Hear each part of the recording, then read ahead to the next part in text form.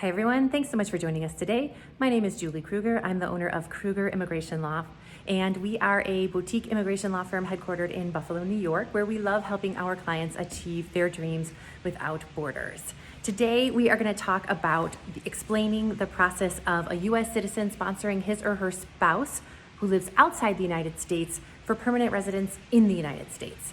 And this video is a general overview of the process. If you are thinking about sponsoring your spouse, or if you are already in the middle of this process and would like to speak with me about the specifics of your case, give me a call. Our phone number is 716-393-9878, or send me an email at julie@krugerimmigrationlaw.com, and I'd be happy to speak with you about the specifics of your case and how we might be able to help you through the process. So this process is a two-step process. The first step is the petition for alien relative, and the second step is the immigrant visa process. The goal is that at the end, the applicant is admitted to the United States as a lawful permanent resident. So let's go through each step in detail. The first step is that the petition for alien relative, and this is a petition package that gets filed with U.S. Citizenship and Immigration Services, commonly called USCIS.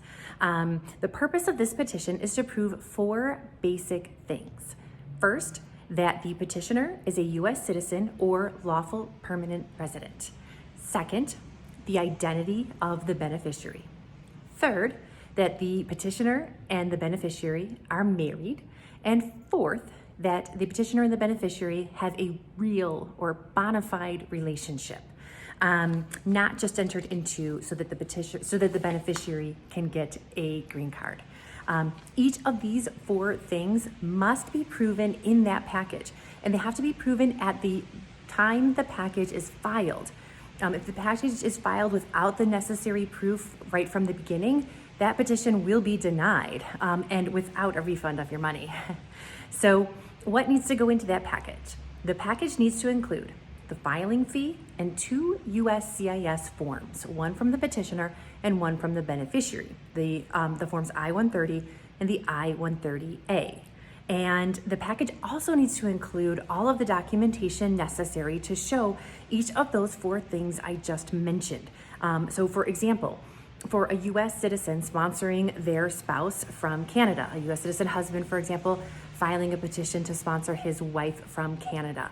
That petition could include copies of the husband's U.S. birth certificate, his wife's Canadian birth certificate establishing her identity, the long form birth certificate, not just the little card, their marriage certificate, and then all of their proof to show that they have a real marriage. They can write personal statements, shared bank accounts, shared residence information, shared credit card statements, shared health insurance, photos, letters from friends and family, and more. That package is submitted to USCIS, and it can be done by either mail or online. So far, my preference continues to be to do it by mail. I haven't really seen any advantage to processing online with USCIS in terms of the speed of the processing or the way the case is processed. Once submitted, USCIS then sends the petitioner a receipt notice, and then basically there's nothing to do but wait for the decision from USCIS. Right now, the online case status for this type of case, this type of petition, shows that it will take approximately 15 to 20 months.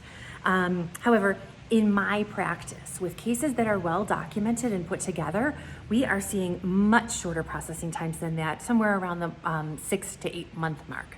And that's really one of the main advantages in using an attorney for this kind of process, is so that it can process as fast and smooth as possible because you've got it done correctly the first time. So once USCIS approves that petition, it sends the approved petition to the Department of State's National Visa Center, and that begins step 2 of the process, the immigrant visa process. In this part of the process, the beneficiary is now called the applicant. And this process is also likely to take, again, if well done, about 6 to 18 months. So that's a total processing time of about 12 to 14 months from the time the petition is filed till the time the visa is issued. And again, if it is not done correctly the first time, it can be dramatically longer than that. So again, one of the advantages of using an attorney for this kind of process. So the purpose of this immigrant visa process, the second step, is to prove that the applicant is eligible for permanent residence in the United States. The applicant needs, again, to prove his or her identity and needs to prove the relationship to the petitioner, but also needs to prove that he or she is not barred from the United States for any reason.